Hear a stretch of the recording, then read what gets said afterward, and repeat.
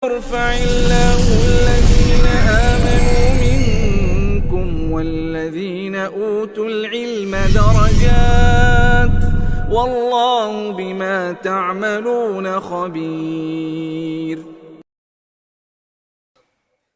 بسم الله الرحمن الرحيم. السلام عليكم ورحمة الله وبركاته. إن الحمد لله نحمده ونستعينه ونستغفره ونؤمن به ونتوكل عليه ونعوذ به من شرور أنفسنا ومن سيئات أعمالنا. من يهده الله فلا مضل له ومن يضلل فلا هادي له. أشهد أن لا إله إلا الله وحده لا شريك له وأشهد أن محمدا عبده ورسوله لا نبي بعده. اللهم صل وسلم على محمد وعلى آله وأصحابه وبارك وسلم تسليما كثيرا. وقد قال تعالى: يرفع الله الذين آمنوا منكم والذين أوتوا العلم درجات والله بما تعملون خبير. وقال رسول الله صلى الله عليه وسلم: من سلك طريقا يلتمس فيه علما سهل الله له به طريقا إلى الجنة أو كما قال رسول الله صلى الله عليه وسلم. Hadirin hadirat yang insyaallah dirahmati oleh Allah Ta'ala, lagi-lagi kita bersyukur kepada Allah Ta'ala pada malam hari ini. Allah Ta'ala telah berikan kita taufik hidayah inayahnya sehingga kita dapat berkumpul di tempat ini, di rumahnya Allah Ta'ala, rumah yang sangat mulia, majlisnya Allah Ta'ala, majlis ilmu.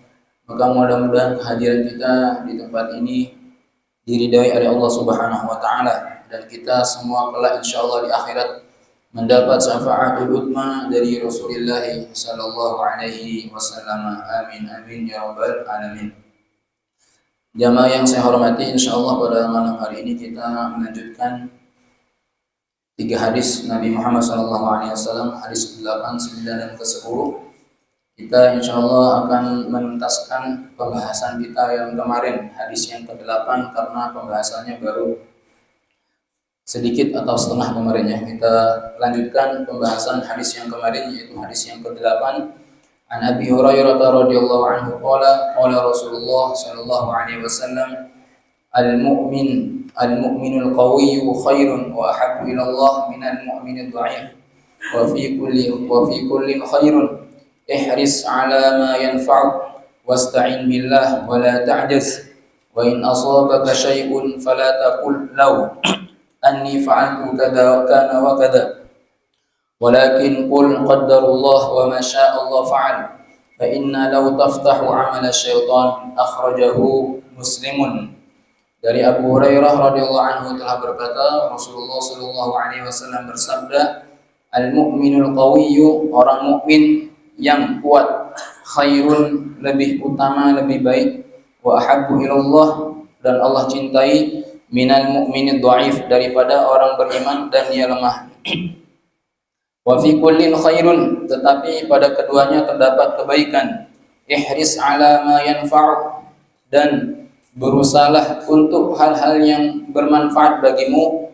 Wasta'in billah, dan mintalah pertolongan kepada Allah Subhanahu wa Ta'ala. Wala ta'jaz, dan jangan kamu bersikap lemah. Wa in asabaka syai'un, jika sesuatu menimpa dirimu, fala taqul, jangan engkau ucapkan, law anni fa'altu kada kana wa kada, seandainya aku melakukan ini maka akan terjadi begini dan begitu. Walakin, tapi ucapkanlah, qul, katakanlah, qaddarullah wa ma syaa fa'ala, Allah telah menentukan dan apa yang dia kehendaki. Fa inna law taftahu 'amala syaitan, karena perkataan law itu membuka daripada jalan perbuatan-perbuatan syaitan.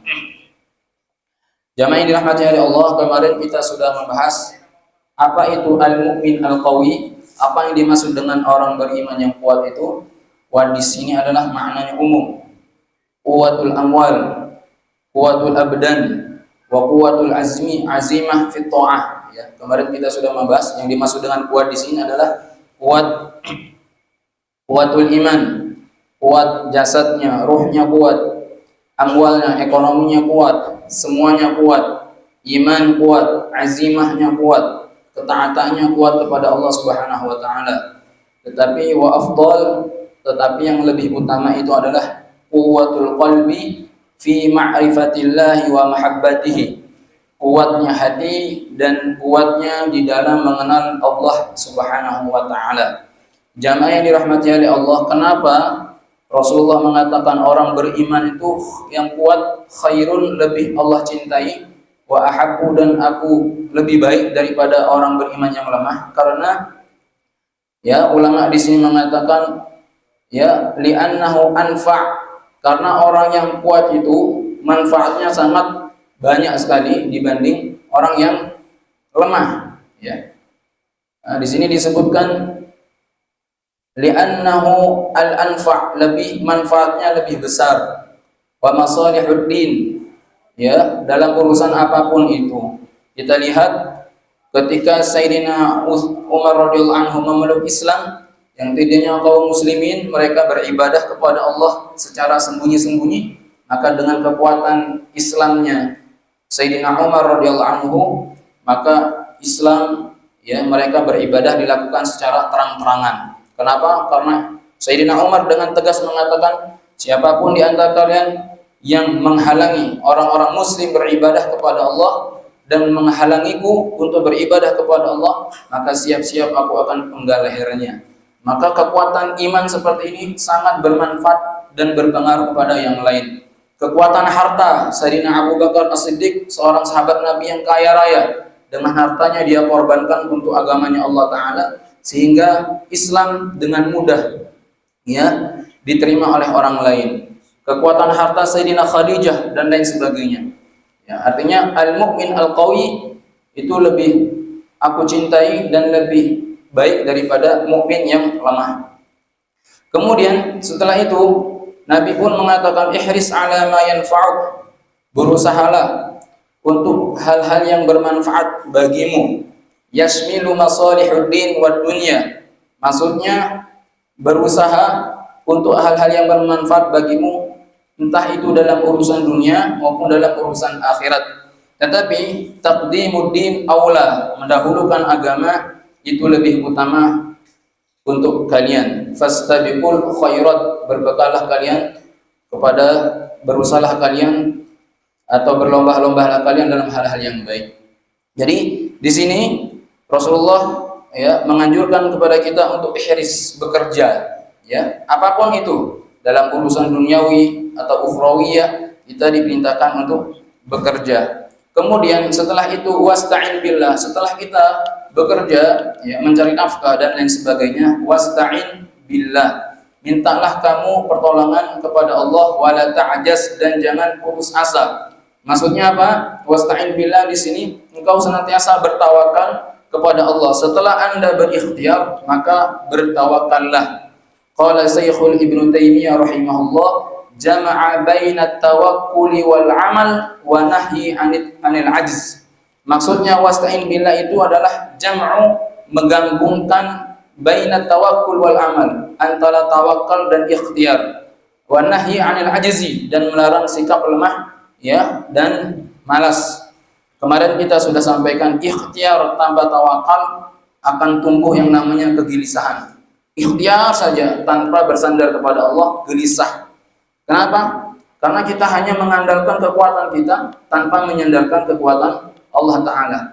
Dan orang yang bertawakal tanpa ikhtiar itu adalah orang yang bodoh, ya. Tawakal, hanya tawakal kepada Allah tapi tanpa bekerja. Saya ingin harta tapi enggak kerja, begitu kan, itu namanya orang yang pemalas, ya. Maka ikhtiar dan tawakal itu harus disatukan dan tidak pernah dan tidak bisa terpisah. Kemarin kita sudah sampaikan ketika seorang sahabat Nabi datang kepada Rasulullah, "Wahai Rasulullah, saya punya unta ini, saya ikat atau saya lepaskan saja dan saya bertawakal kepada Allah."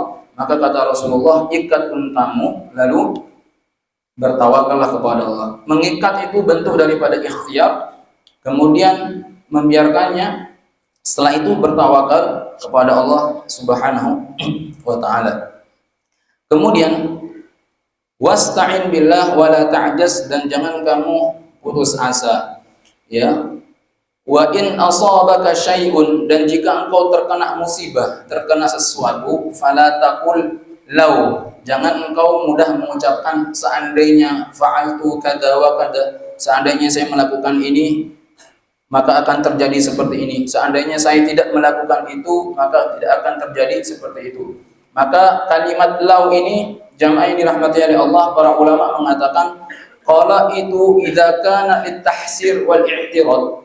Qala, kalimat law itu litahsir, ya, gunanya untuk adalah penyesalan, au i'tirad 'alal qadri, atau protes terhadap takdir dari Allah Ta'ala, maka kalimat law di sini menjadi hukumnya haram. Kalau litahsir wal i'tirad 'alal qadr, seandainya, tapi seandainya itu bentuk penyesalan atau bentuknya itu protes terhadap takdir Allah, maka ini yang diharamkan oleh Allah Subhanahu wa Ta'ala. Kenapa? Likai la ta'sau 'ala ma fatakum. Ya, maksudnya aja karena kalimat law ini adalah kalimat putus asa. Dan ini bapak-bapak, ibu-ibu, terjadi di zaman terjadi perang Uhud, ya, kalau nggak salah itu. Ya, perang Uhud. Perang Uhud itu kan kaum muslimin banyak terbunuh. Bahkan para penghafal Al-Qur'an itu banyak terbunuh. Disitulah cikal bakal kenapa Al-Qur'an itu tertulis, karena desakan dari Sayyidina Umar kepada Abu Bakar. Wahai Abu Bakar, di dalam peperangan Uhud banyak terjadi pemuda-pemuda penghafal Quran yang mati syahid. Ini kalau dibiarkan nanti Al-Quran akan hilang.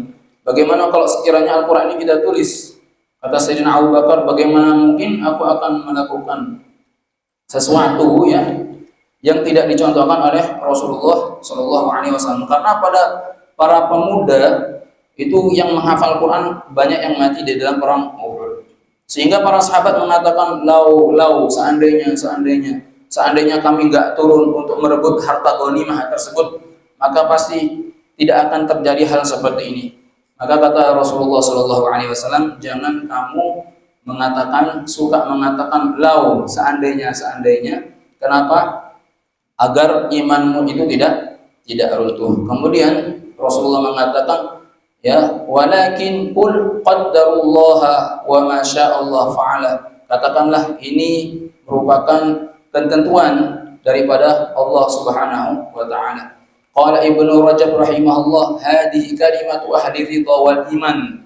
Kalimat qaddarullaha wa ma syaa, ini semua takdir Allah, kehendak Allah. Kata Ibnu Rajab, hadhihi kalimatu ahli ridha. Ini adalah ucapan orang yang ridha kepada Allah Subhanahu wa Ta'ala, wal iman, dan ucapan orang yang beriman kepada Allah Subhanahu wa Ta'ala. Jadi kita belajar banyak ketika ada sesuatu musibah apapun itu yang mengenai diri kita, maka kita katakan ini semua kehendak Allah Ta'ala.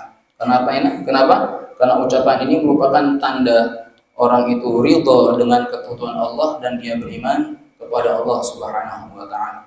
Kemudian jamaah yang dirahmati oleh Allah, maka khulasah ringkasan daripada hadis, pembahasan daripada hadis yang ke-8 ini, yang pertama adalah al-mu'minul qawiyyu khairun fi imanihi wa azimatihi wa amalihi.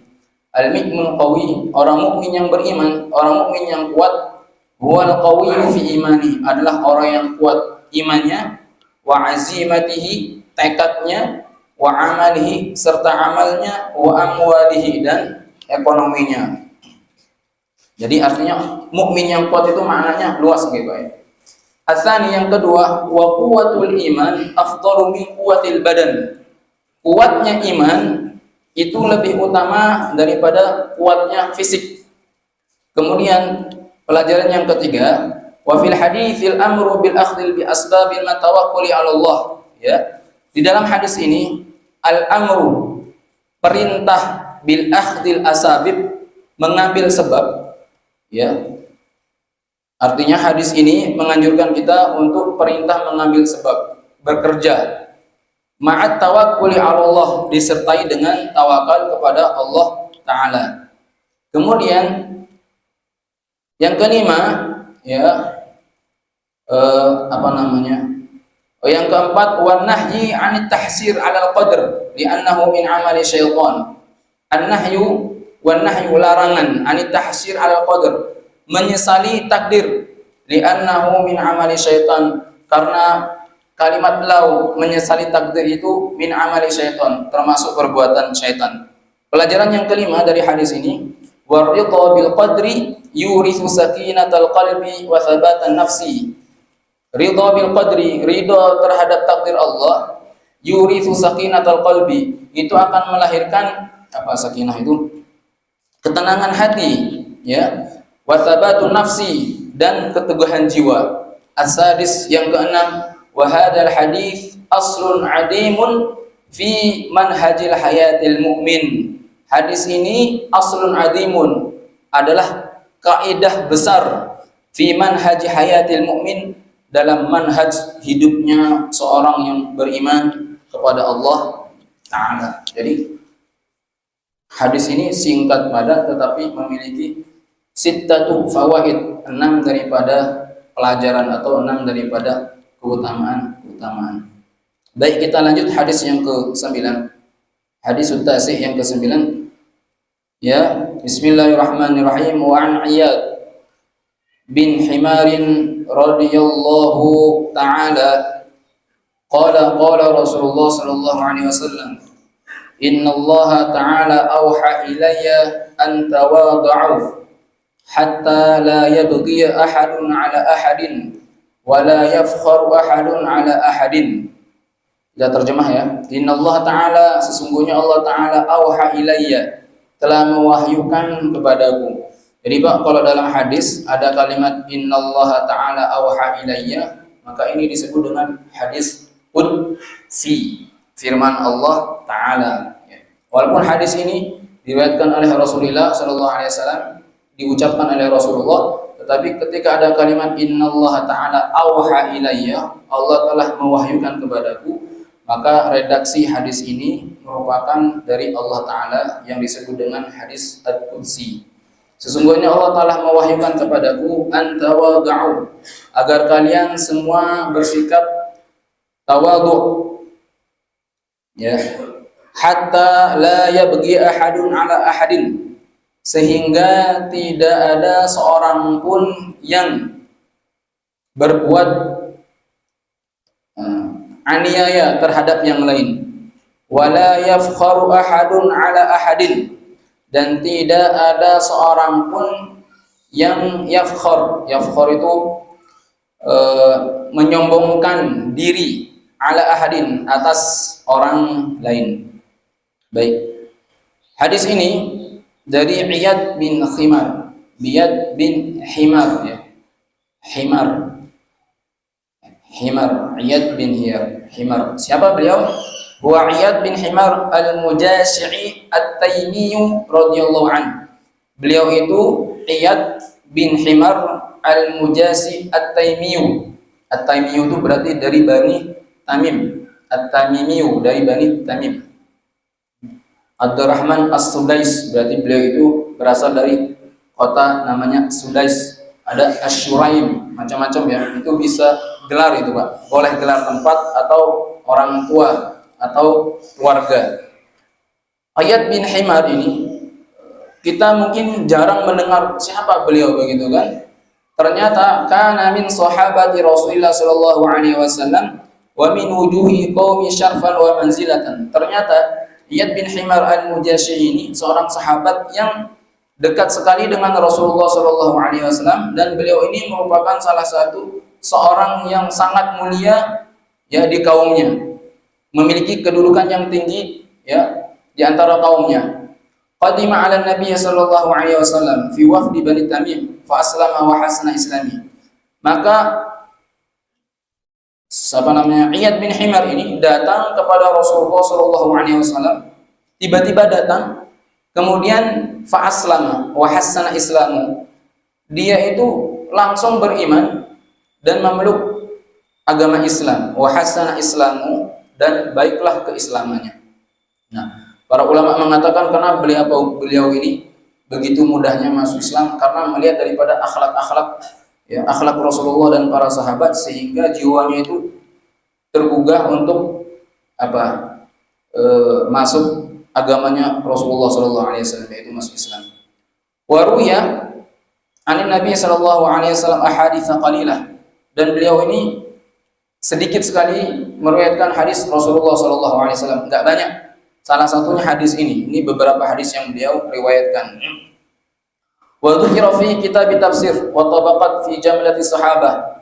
Tetapi nama-nama beliau ini juga sering, ya, ditulis dalam sirah-sirah para tabi'in, ya. Walam yahfad lana tafsir katsiran wafatihi, dan beliau ini tidak begitu diketahui kapan meninggalnya dan di mana beliau dikubur, karena likillati ma uriya min akhbari, karena sedikit sekali para sahabat yang begitu kenal dengan beliau. Namanya Iyad bin Himar. Iyad ini namanya jarang dipakai, Iyad. Kalau anak sopan namanya Fayad. Kalau ini Iyad, Iyad bagus artinya. Iyad bin Himar, sahabat yang dekat Nabi tapi kurang begitu dikenal beliau. Kemudian di sini, ya, hadis ini menjelaskan tentang hadal hadis aslun adimun fil akhlak. Hadis ini merupakan kaidah besar dalam akhlak. Wa huwa yadullu ala anna tawadu amrun ilahiyun. Dan ini menunjukkan bahwa tawadhu adalah perintah ilahi. Ya, wa anna diddil kibr, dan lawan daripada tawadhu, tawadhu itu kan rendah hati, rendah. Lawan daripada tawadhu itu adalah al-kibr, kesombongan. Baik, sekarang kita akan bahas apa itu tawadhu. Tawadhu. Apakah tawadhu itu orang yang selalu rendah hati terus, itu disebut dengan tawadhu. Nah, di sini kita akan bahas, ya. Qala al-muallif, muallif dari kepada kitab ini, beliau mengatakan dalam kitab Tawdihul Ahkam, beliau mengatakan at-tawadhu huwa khafdul janah lil mu'min. Tawadhu itu adalah merendahkan diri kepada kaum mukmin. Walainul janibil lahum, bersikap lembut kepada mereka. Wa tarkut takabbur alaihim, dan meninggalkan kesombongan terhadap mereka. Ini qala al-muallif, ya. Qala al-muallif, pendapat daripada mensyarah kitab ini. Kemudian beliau juga menukil dari ulama-ulama yang lain, minha Ibnu Rajab al-Hambali. Beliau menukil dari seorang ulama yang bernama Ibnu Rajab al-Hambali, wa aslut tawadhu, hakikat tawadhu. Nah, ini hakikat wa aslut tawadhu. Dan ini yang banyak dipakai oleh jumhur ulama. Beliau mengatakan hakikat tawadhu itu adalah inkisarul qalbi lillah. Tunduk, inkisar itu tunduk dan hancur di hadapan Allah Ta'ala. Wa ma'rifatun nafsi bihaqaratiha, serta pengakuan jiwa akan kehinaan dirinya. Saya ulangi lagi, Pak, ya. Jadi jumhur ulama mengatakan hakikat tawadhu itu adalah hati yang tunduk dan hancur, inkisar itu hancur di hadapan Allah Ta'ala, serta ma'rifatun nafsi bihaqaratiha, pengakuan jiwa akan kehinaan dirinya. Sehingga ulama mengatakan jadi tawadhu itu bukan hanya sekedar penampilan, Pak. Bukan hanya sekedar penampilan. Kita tidak bisa melihat orang kok kehidupannya sederhana, dia tawadhu. Orang tuh kehidupannya mewah, itu orang sombong. Enggak bisa. Kenapa? Di sini ulama menukilkan dari ayat-ayat Al-Qur'anul Karim, dari kisah Nabi Sulaiman alaihissalam. Lihat Nabi Sulaiman, di antara nabi yang paling kaya itu Pak Nabi Sulaiman alaihissalam. Tidak ada nabi yang paling kaya kecuali Nabi Sulaiman. Sehingga para ulama hadis mengatakan di antara nabi yang paling terakhir nanti masuk surga itu Nabi Sulaiman. Kenapa? Karena Nabi Sulaiman ini memang telah Allah berikan segala macam kekayaan. Semuanya Allah kasih. Kedudukan, jabatan, kerajaan, bala tentara, bukan hanya dari golongan manusia. Semua jin, setan, manusia, hewan, binatang, semua tunduk dan patuh kepada Nabi Sulaiman alaihissalam. Sehingga beliau itu nabi yang kaya raya. Ya. Kemudian, tapi walaupun penampilan beliau itu seperti itu, kita lihat bagaimana beliau, ketawaduan beliau. Ya, ketika beliau itu melewati satu lembah, dan ini ada dalam surat An-Naml, Pak. Kerajaan Nabi Sulaiman lewat, wa qalatin namlatu khulu ala masakinikum la yahtimannakum Sulaiman wa junuduhu wa hum la yash'urun. Tiba-tiba semut ini dia berkata kepada teman-temannya, ayo kita masuk ke rumah kita. Jangan sampai nanti kita tertindas oleh kerajaan Sulaiman, dan jangan sampai nanti kita kagum dengan kerajaan Nabi Sulaiman. Nah, ketika Nabi Sulaiman alaihissalam mendengar ucapan ini semut, nah ini salah satu mukjizatnya Nabi Sulaiman, sehingga Nabi Sulaiman pun disebut nabi yang luar biasa, ya, nabi kaya raya. Maka beliau disebutkan di sini fatabassama dhahikan min qawliha. Ketika Nabi Sulaiman ini mendengar percakapan semut, senyum Nabi Sulaiman. Wa qala, perhatikan Pak, apa kata Nabi Sulaiman? Rabbi, wahai Tuhanku, auzi'ni, ilhamkanlah kepadaku an ashkura ni'mataka allati an'amta alayya, agar aku menyukuri nikmatmu yang telah engkau anugerahkan kepadaku, karena segala sesuatu ini atas kehendakmu, bukan dari kekuatan saya pribadi. Wa an a'mala salihan tardah, dan aku akan mengerjakan amal soleh yang engkau ridhoi. Nah, ini ketawaduan daripada Nabi Sulaiman alaihissalam. Liyabluwani ashkur aw akfur. Nabi Sulaiman ketika dia mendapatkan harta benda yang sangat luar biasa, dia mengatakan, ya Allah, ini adalah semua datang dari engkau. Apa engkau akan memujiku, ataupun aku akan senantiasa bersyukur kepadamu. Ini sikap daripada Nabi Sulaiman. Sehingga ulama mengatakan tawadhu itu mu'allaqatun bil qalbi, itu urusannya dengan hati, bukan dengan penampilan. Paham nggih Pak ya? Ya, jadi hakikatnya itu urusannya dengan hati, bukan dengan penampilan. Kemudian di sini juga disebutkan di sini disebutkan, ya, idza takhallaqal insanu bihadhihi sifah, jika seseorang berakhlak bihadhihi sifati, dengan sifat tersebut, fa innahu, maka orang tersebut la yatakabbaru an ghairihi, dia tidak akan bersikap sombong kepada yang lainnya. Jadi kalau orang punya sifat tawadu, maka dia tidak akan sombong kepada yang lainnya. Kenapa? Li'anna tawadu'a diddul kib. Li'anna tawadu'a diddul kibri. Karena tawadu itu adalah lawan daripada kesombongan. Fattawadu' yaqtadhi khafdal janah.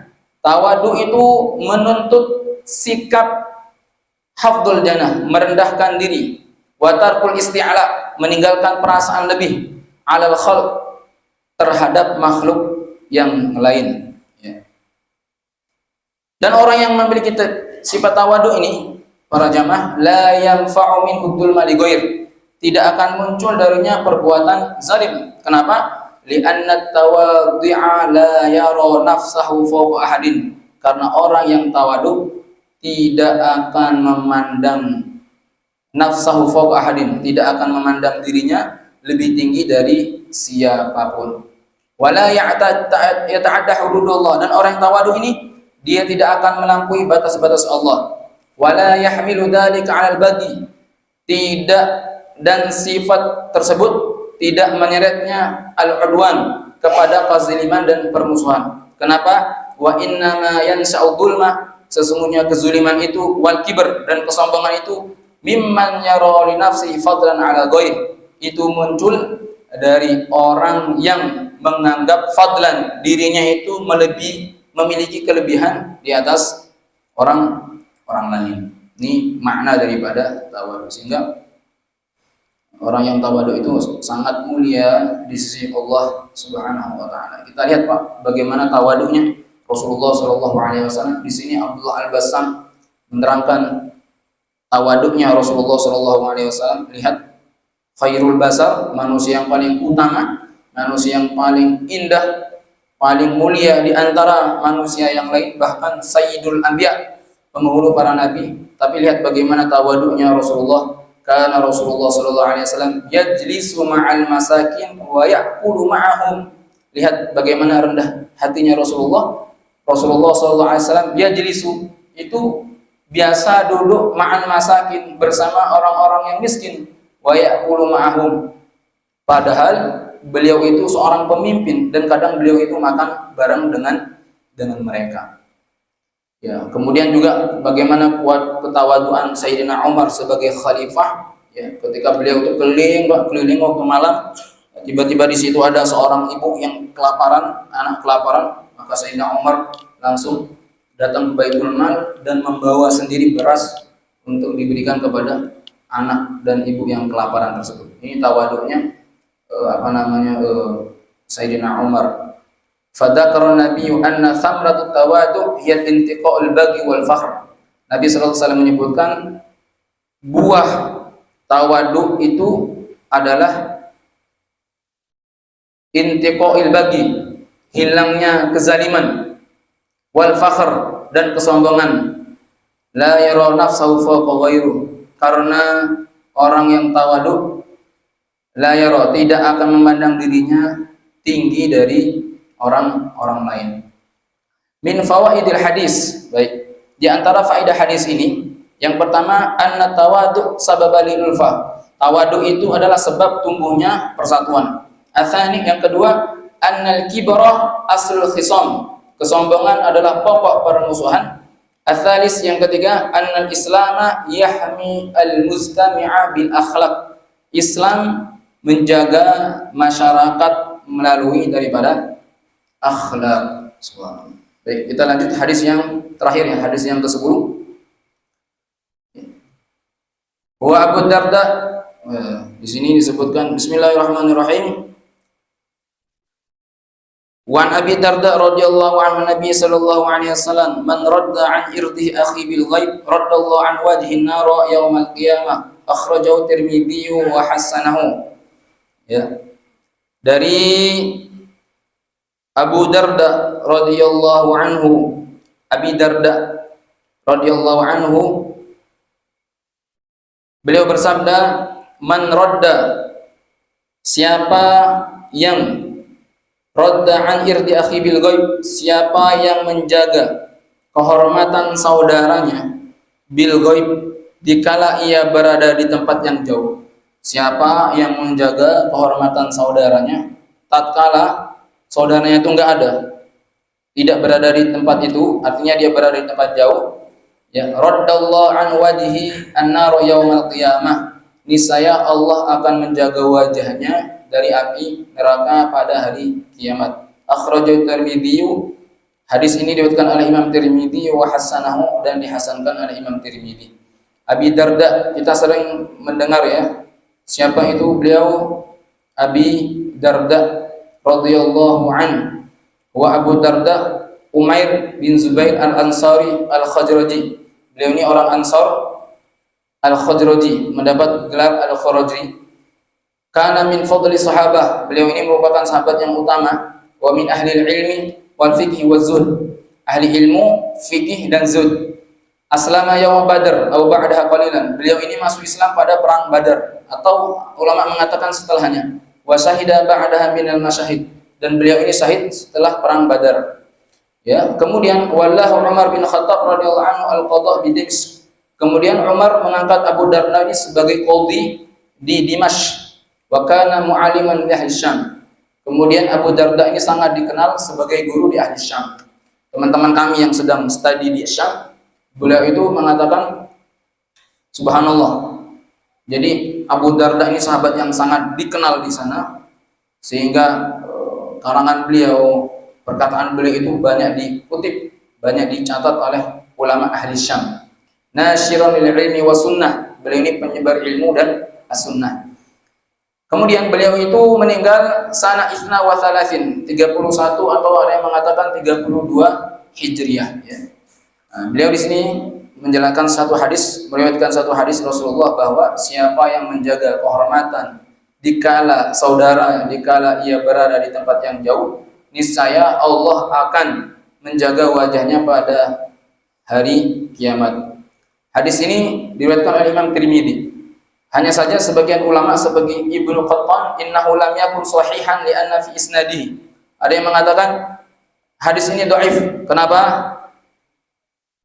Hadis ini dhaif karena ada sanad sahabat seorang perawi yang bernama Marzuq At-Tamimi.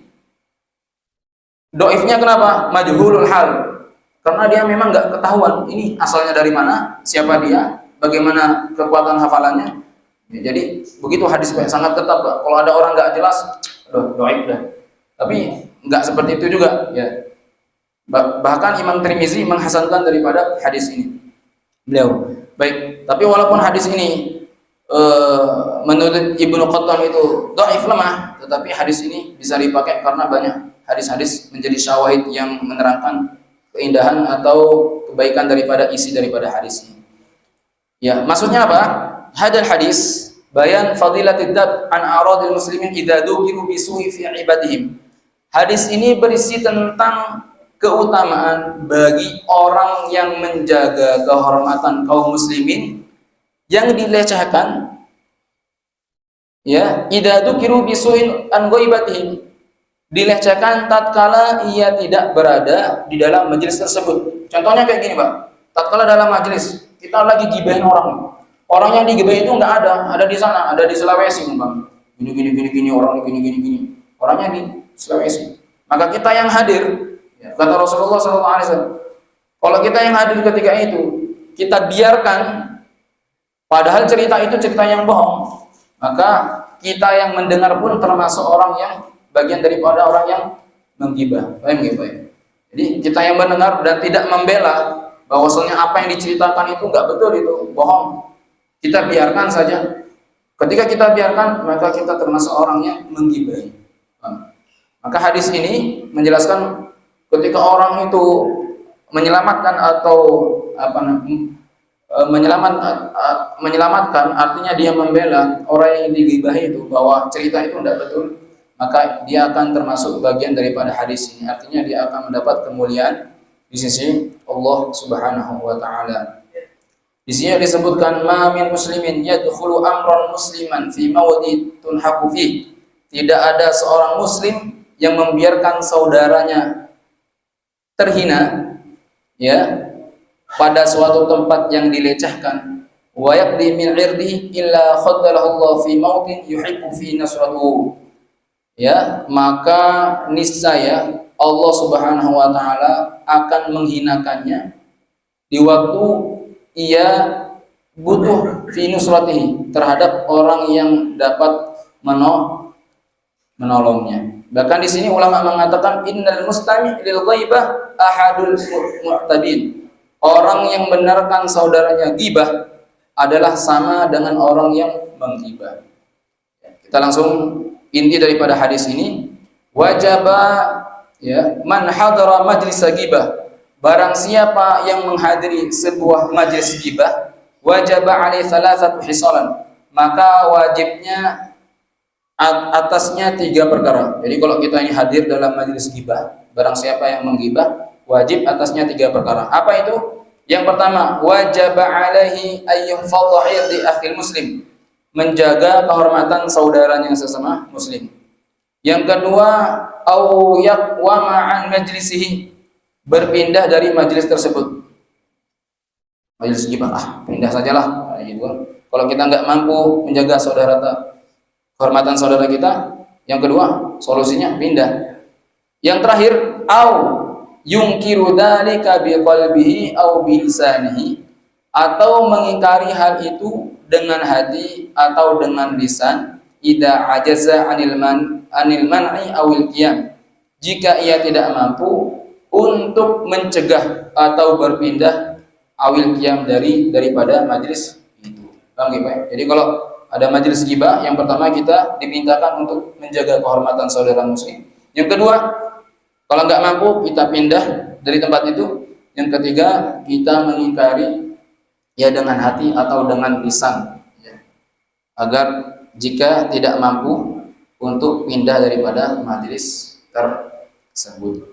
Para jamaah yang dirahmati Allah, inilah 3 hadis Rasulullah SAW, intinya yang menjelaskan tentang akhlak yang mulia.